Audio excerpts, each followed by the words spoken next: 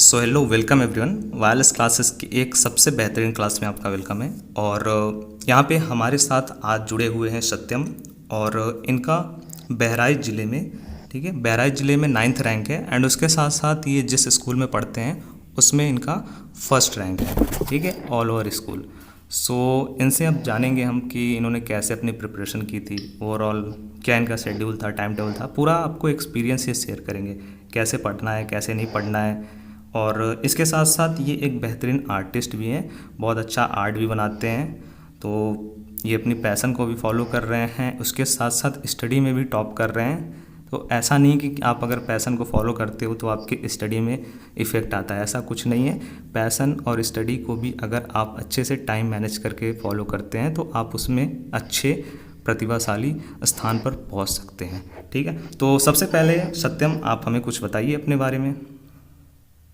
Sir, मेरा नाम सत्यम है और मैं उत्तर प्रदेश के बहराइच जिले से हूँ। और यहीं पर हम मतलब पिछले 4 वर्षों से 9th से लेकर 12th तक हम यहीं इसी ज़िले में पढ़ाई किए हैं। और इस बार मैंने 12th का एग्ज़ाम दिया था, जिसका रिजल्ट अभी आया है।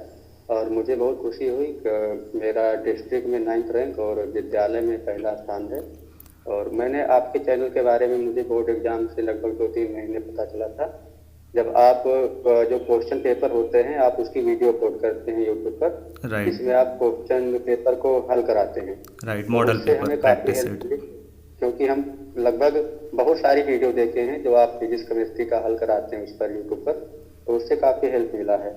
तो तभी से हम आपके चैनल को जानते हैं। और जब हमारा रिजल्ट निकला तो बहुत खुशी हुई। तो हम सोचे एक बार आपको बताना चाहिए, क्योंकि आपने बहुत हेल्प की है और हमारे नहीं, लगभग आपने बहुत सारे स्टूडेंट की हेल्प की है। ओके ओके, थैंक यू आपके फीडबैक के लिए सत्यम। मैं आप सभी को बताना चाहूँगा, सत्यम क्लास 12th में है और इन्होंने क्लास 12th के बोर्ड परीक्षा में 500 अंक में से 440 अंक प्राप्त किया है, ठीक है। और इनको हिंदी में, सामान्य हिंदी में 82 मार्क्स, इंग्लिश में 84 मार्क्स, फिजिक्स में 87 मार्क्स, उसके बाद केमिस्ट्री 94 मार्क्स आउट ऑफ 100, ठीक है। एंड उसके बाद बायो की बात करें तो 93 marks out of 100।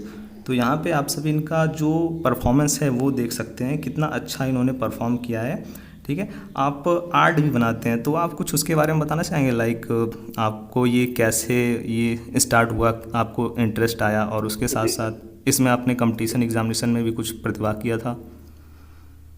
Ji sir, जब हम 10th में थे तो हमें मतलब तभी आर्ट शुरू किए थे बनाना, क्योंकि 10th में हमारा सब्जेक्ट था आर्ट। तो काफ़ी इंटरेस्ट हो गया। हमारे स्कूल के जो टीचर हैं तो उन्होंने काफ़ी अच्छे से सिखाया। तो प्रथम बार जब हम अपने जनपद में गए थे कंपटीशन में, जो केंद्रीय विद्यालय में होता है हर वर्ष, तो वहाँ पर हमारा परफॉर्मेंस अच्छा रहा, हम फर्स्ट आए थे। तो तभी से हमें बहुत इंटरेस्ट हुआ, तो हम सोचे पढ़ाई के साथ आर्ट भी बनाते रहें। तो उस समय हमारे पास फ़ोन नहीं था जब हम 10th में थे। तो उस समय हम मतलब बनाते थे वैसे घर पर, लेकिन जब फ़ोन लिए, 12th में फ़ोन लिए, तब हम यूट्यूब पर चैनल बनाए और वीडियो डालना उस पर शुरू किए। तो धीरे धीरे इम्प्रूवमेंट हुई। लेकिन जब बोर्ड एग्ज़ाम नज़दीक आता गया, लगभग 4 महीने के लिए हम आर्ट बनाना बंद कर दिए थे। अब हमारी आदत थी, हम डेली एक आर्ट बनाते हैं, आज ही बनाए, कल रिजल्ट आया था लेकिन फिर भी बनाए। तो शौक है हमारा बनाने का, और अच्छी चीज़ है। जैसे काफ़ी लोगों के गलत शौक होते हैं, लेकिन हमारा ये ठीक लगता है हमें। तो हम आर्ट भी बनाते हैं और साथ में पढ़ाई भी करते हैं, और दोनों को मैनेज करके चलते हैं। वाह, क्या बात है।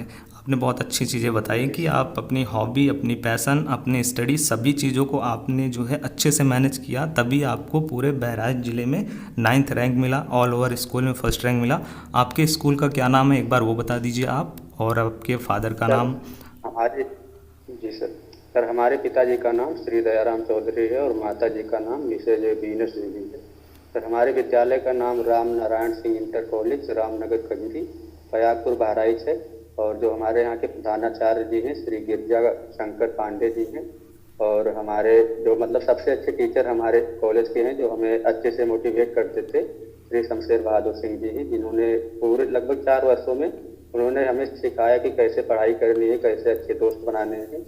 फ़ोन लेने के बाद उन्होंने बताया कि कैसे सोशल मीडिया से दूर रहना है और ऑनलाइन कैसे पढ़ाई की जाती है, सब उन्होंने हमें बताया था। शमशेर बहादुर सिंह नाम है। तो ओके उनका भी बहुत योगदान रहा है हमारी पढ़ाई में। ओके सत्यम, ठीक है। तो आप मुझे ये बताइए कि जैसे कि आप स्टार्टिंग से प्रिपरेशन करते थे, लाइक जैसे ही आपने अपना एडमिशन कराया 11th क्लास में या फिर 12th क्लास में आप तभी से स्टडी कर रहे हो, या फिर बहुत से बच्चे होते हैं टाइम टेबल का वेट करते हैं, टाइम टेबल जब आया तो लिए क्वेश्चन बैंक और पढ़ना स्टार्ट कर दिए, ऐसा भी कुछ था क्या, मतलब कि आप? जी सर। नहीं सर, हमारा ऐसा नहीं था। हम मतलब टेंथ के बाद से हमारा मतलब अच्छे से हम पढ़ना शुरू किए। टेंथ में हमारा मतलब 90% था, तो हमें लगा कि ये कुछ कर सकते हैं, तब अच्छे से शुरू किए। इस साल हम जनवरी में हमारा 11th का सब्जेक्ट पूरा हो गया था, पूरा सिलेबस, और एक बार रिवीजन करने के बाद, और हम मतलब साथ में नीट की तैयारी भी करते हैं, तो मॉक टेस्ट जो होता है ऑनलाइन, तब फोन लिए तो ऑनलाइन मॉक टेस्ट देने के बाद 12th की तैयारी हम 15 या 20 जनवरी से शुरू किए थे। कॉलेज के मतलब कॉलेज खुलने से पहले हम शुरू कर दिए थे, जब बच्चे 11th की पढ़ाई करते हैं, तो तभी से हम शुरू किए थे। पूरे वर्ष में लगभग नवंबर तक हमारा सिलेबस खत्म हो गया। फिर उसके बाद हम सोचे कि अब प्रश्न पत्रों को हल करना चाहिए, तो इसलिए हम यूट्यूब पर सर्च किए, तो उसमें कई लोगों की क्लास देखी। आपकी क्लास सबसे ज़्यादा हमने देखी, क्योंकि आपने बहुत सारी वीडियो डाले हैं, और जो विगत वर्ष के प्रश्न पत्र हैं उसे भी आपने हल किया है, अपने तरफ से भी आपने मॉडल पेपर को हल कराया है। तो लगभग मतलब हम जनवरी में शुरू कर दिए थे पढ़ना, और नवंबर तक हमारा सिलेबस आराम से खत्म हो गया था, और नोट्स भी बनाना रहता था साथ, तो समय लगता था चैप्टर खत्म होने में। और रिवीजन करें, नवंबर के बाद रिवीजन हुआ साथ में, और उसी के साथ जो क्वेश्चन जो थे, मतलब साथ ही कुछ क्वेश्चन जो फिजिक्स के न्यूमेरिकल हैं, बायोलॉजी के क्वेश्चन प्रैक्टिस होते थे, लेकिन जो प्रश्न पत्र थे वो नवंबर के बाद हमने हल करना शुरू किया, जिसमें अनसॉल्व भी था, और जो पिछले वर्ष के प्रश्न पत्र थे और मॉडल पेपर थे। बहुत अच्छी बात आपने बताई। ओवरऑल आप सभी को ये यहाँ पे देखना चाहिए कि इन्होंने अपना जो सिलेबस है, जब ये 11th में थे तभी इन्होंने अपना 11th में कंप्लीट करके 12th का स्टार्ट कर दिया, नवंबर तक सिलेबस कंप्लीट कर दिया, उसके बाद फरवरी में आपके एग्जामिनेशन थे, ठीक है। तो दिसंबर जनवरी फरवरी 3 मंथ में इन्होंने पूरा केवल model paper practice set important question answer किया। तो आप सभी को इससे थोड़ा सा इम्प्रूवमेंट मिलेगा, इससे आप सभी को बहुत हेल्प मिलेगी। आपने बताया कि आप नीट की प्रिपरेशन कर रहे हैं, तो क्या आपका एम क्या है, लाइक आप क्या बनना चाहते हैं इन फ्यूचर? पर फ्यूचर में तो हम डॉक्टर बनना चाहते हैं। सोचते हैं कि नीट हमारा अगर क्रैक हो जाएगा तो हम MBBS में एडमिशन लेंगे किसी अच्छे कॉलेज से, फिर वहाँ से हम कोर्स करेंगे। उसके बाद हमें गवर्नमेंट डॉक्टर बनना है, और जो लोग होते हैं जिनके पास पैसे नहीं होते दवा के, तो उनका जो फ्री में इलाज होता है, जो गवर्नमेंट उपलब्ध कराती है, वो हमें करना है। हमें उसी में ज़्यादा इंटरेस्ट है, हम वही करना चाहते हैं। ओके, बहुत अच्छी बात कही आपने। और लाइक आपके फैमिली का क्या सपोर्ट था, आपके घर का क्या परिवेश था, कि वो लोग आपको क्या करते थे, सपोर्ट करते थे, पढ़ने के लिए हमेशा बोलते रहते थे, या फिर उनको उतना ज़्यादा वो नहीं था कि उन्होंने छोड़ दिया था कि आप अच्छे से अपना खुद से पढ़ो, या फिर वो अपनी तरफ से कुछ बोलते थे कि हाँ पढ़िए आप, कुछ ऐसा आप? नहीं सर, टेंथ तक अच्छे से मतलब घर वाले ख्याल करते थे। टेंथ तक हमें पढ़ाए अच्छे से। जब टेंथ का रिजल्ट आ गया तब लगा कि अभी जानकार हो गए हैं तो खुद से पढ़ सकते हैं। तो घर वालों का योगदान ये रहा है कि जैसे हम लोग गांव में रहते हैं तो खेती का भी काम होता है, तो इस वर्ष हमें मतलब काम नहीं करना पड़ा। इस वर्ष केवल पढ़ाई किए हैं, मतलब कोई काम नहीं किए, ना घर का काम ना खेत का काम, केवल पढ़ाई किए हैं। तो घर वालों ने माहौल भी दिया। हमारा छोटा घर है लेकिन फिर भी एक रूम हमारा अलग था पढ़ने के लिए, और मोबाइल दिया, हर महीने रिचार्ज भी वही कराते हैं, लाइट भी लिए हमारे पढ़ने के लिए। तो इतना सहयोग किए हमारे घर वाले, क्योंकि जैसे गांव में रहकर और पढ़ना फिर अच्छे से परफॉर्मेंस करना एग्जाम में आसान नहीं होता हमारे हिसाब से। जी हाँ। तो उसमें घर वालों का, परिवार वालों का बहुत योगदान होता है कि बच्चे को समय से खाना मिले, समय से टिफिन मिले स्कूल जाने के लिए, सब समय पर उपलब्ध हो, इसमें घर वालों का बहुत योगदान होता है। बहुत अच्छी बात आपने बताई है कि पूरी तरीके से आपको सपोर्ट फैमिली की तरफ से मिला। आपके फादर जो है वो कृषि कार्य करते हैं, ठीक है, तो आप लोगों को भी हेल्प करना ही रहता है, क्योंकि अगर आप विलेज में रहते हैं तो आपको करना पड़ता है वर्क। तो उन्होंने इस बार आपको पूरा छूट दिया कि आप केवल अपनी पढ़ाई पे फोकस करिए। आप कुछ अपना आर्ट दिखाना चाहोगे, आपने जो बनाया हुआ है? हाँ सर, जी सर, अभी हम दिखा रहे हैं। हाँ, आप दिखा दो।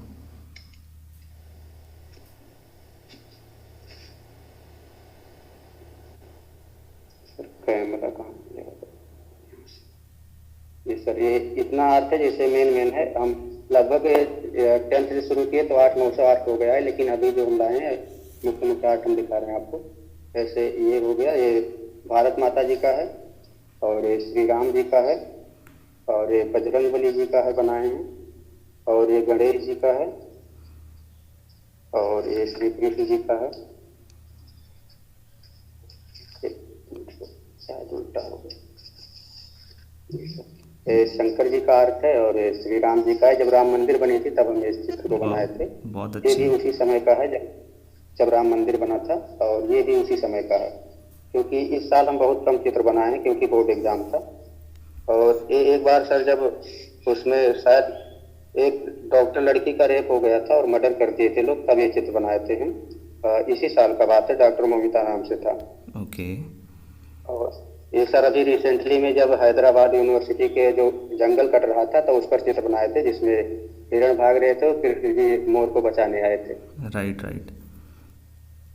जी सर। और ये शंकर जी का है, और इधर भी है सर, ये मतलब कृष्ण जी का है, और ये गणेश जी का है। अभी 5-6-8 और बचे हैं। और ये भी जो एक नया ट्रेंड आया था जिबली करके, जो फोटो मतलब बहुत अच्छा लगने लगता था। राइट तो राइट उस राइट। पर हम एक, हाँ सर, उस पर एक चित्र बनाए थे। और वही वही जिबली ट्रेंड पर एक प्रेमानंद जी का भी बनाए थे, जो वाह, जिबली क्या ट्रेंड बात। अभी रिसेंट में आया था। ये सब आप अपना खुद से और हाथ से बनाते हैं ना? हाँ सर, खुद से बनाते हैं, और कलर लाए हैं खरीद कर मार्केट से। तो मतलब यहाँ से मार्केट हम लोगों के दूर है 20-22 किलोमीटर, तो वहीं से लाते हैं तब बनाते हैं। तो देखिए, जो सफलता है वो किसी चीज़ की मोहताज नहीं होती है।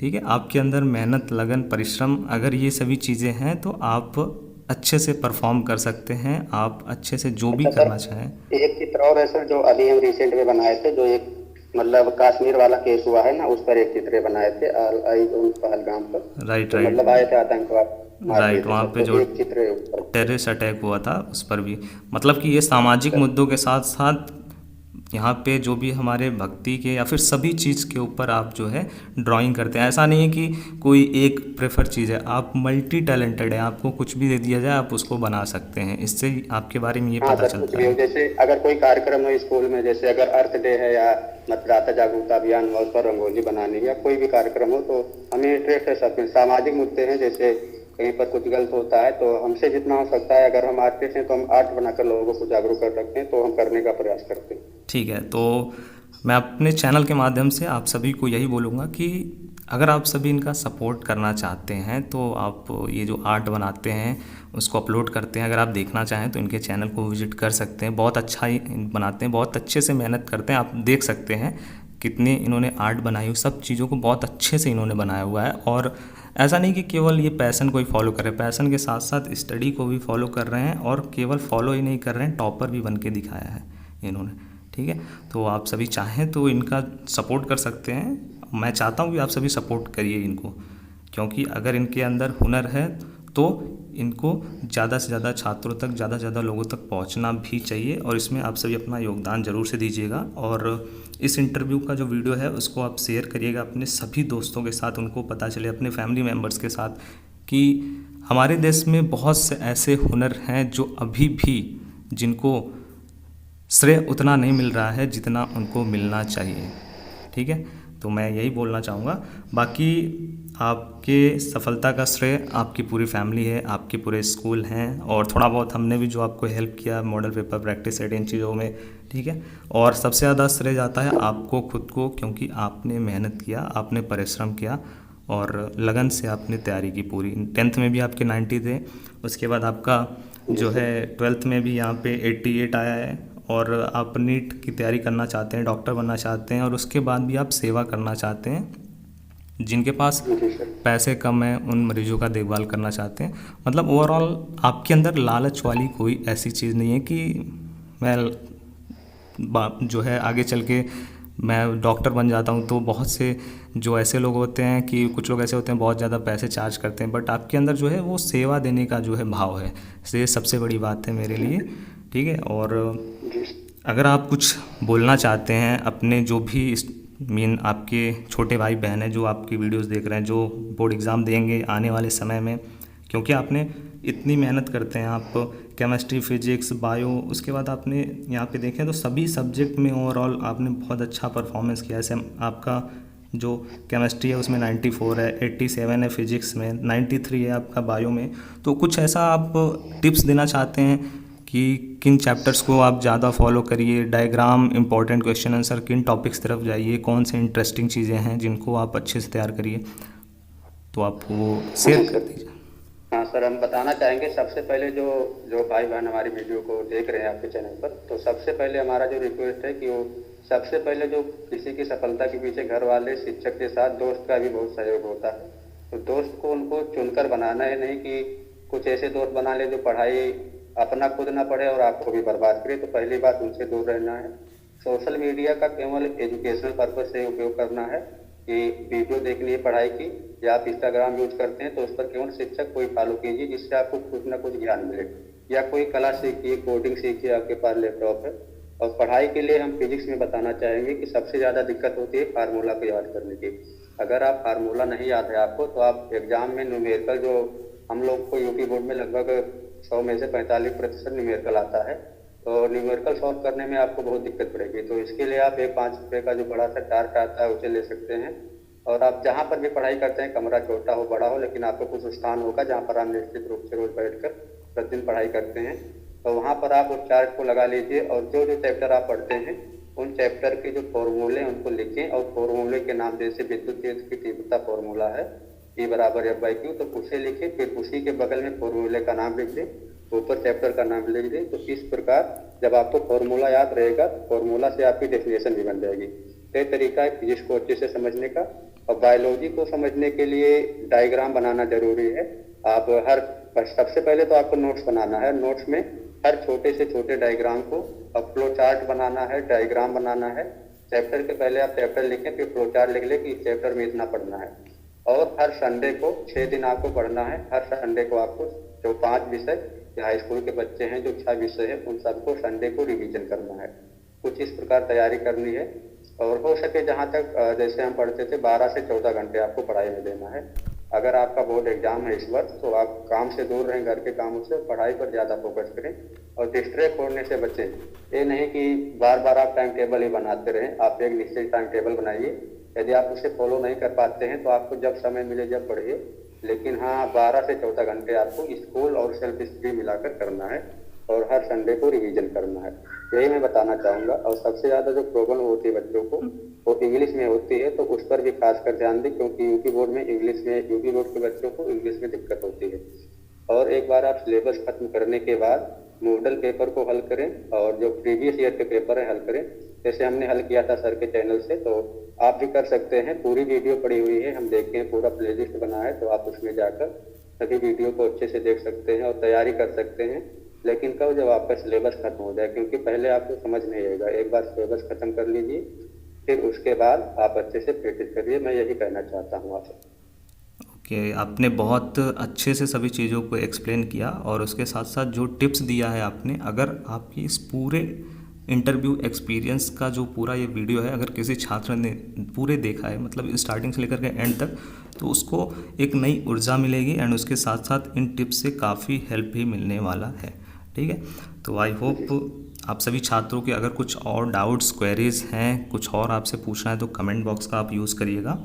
एंड यहाँ पे सत्यम के लिए मैं आप सभी को केवल यहाँ पे इंटरव्यू कंडक्ट करने का मेरा एक ही मोटो था कि आप सभी के साथ अपना सत्यम एक्सपीरियंस शेयर करें, आप सभी को इससे हेल्प हो, कुछ आपको सीखने को मिले, आप भी इन्हीं की तरह अगले साल या फिर जब भी आप पेपर दे रहे हो बहुत अच्छा परफॉर्मेंस करिए आप। ठीक है, अपने लिए करिए, अपनी फैमिली के लिए करिए, सबसे ज़्यादा आप इम्पॉर्टेंट हैं। आप खुद के लिए अच्छा परफॉर्मेंस करिए, क्योंकि आप अगर पढ़ेंगे तो जो एजुकेशन है वो कभी आपकी वेस्ट नहीं जाती है। कुछ ना कुछ आपको सीखने को मिलेगा और कहीं ना कहीं उसका यूज़ 100% होगा। ठीक है, सो आज का जो ये इंटरव्यू है, जिसका सीरीज़ का नाम मैंने रखा हुआ है टॉपर की कहानी विथ टॉपर की जुबानी, ठीक है, उसको यहीं पे हम एंड करते हैं। Thank you for watching.